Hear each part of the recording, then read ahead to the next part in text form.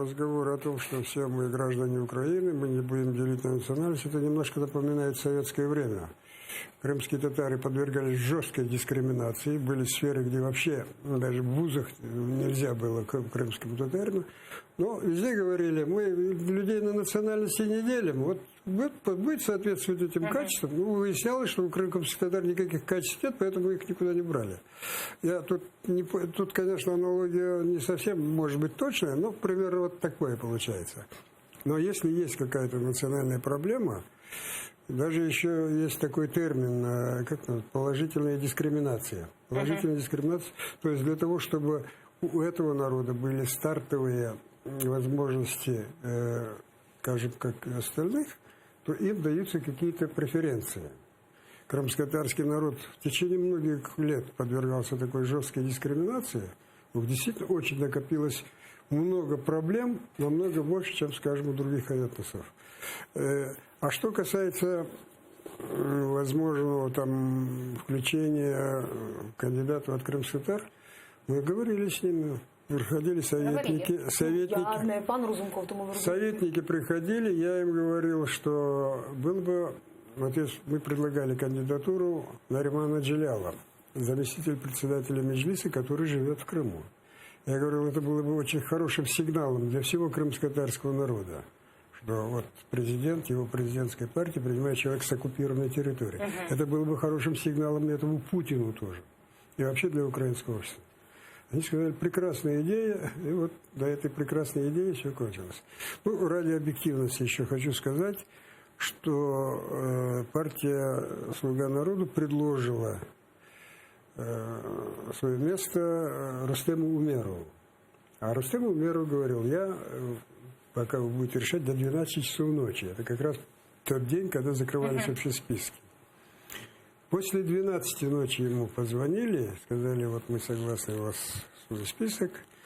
А Рустем сказал, я уже дал согласие «Слуге народа». Голосу. Голосу, да. Вот такое было. То есть я хочу сказать, что вот такого-то преднамеренного, скажем, отторжения крымских татар не было, но я должен сказать, что не было достаточно уделено внимания этому очень важному вопросу. Ну, було б чудово, якщо в «Слузі народу» був представник кримськотатарського народу.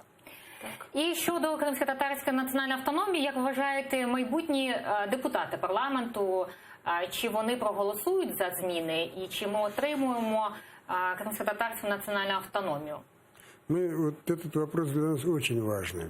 Не только с точки зрения интересов самого крымско-татарского народа, потому что не имея национальной автономии, коренной народ на своей территории просто не имеет будущего для своего развития.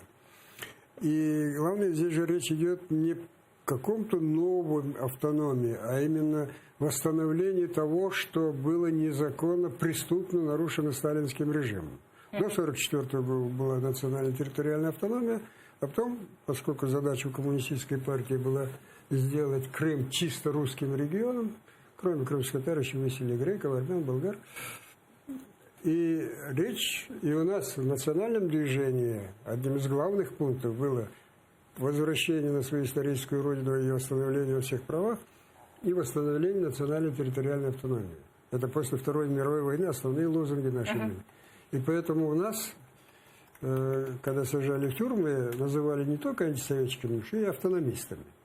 Но когда в 1991 году они провели референдум, а референдум они провели именно по заданию коммунистической партии, для того, чтобы создать там некий анклав, который можно было бы потом отторгнуть от Украины. Так, Мустафа, які ваші прогнози?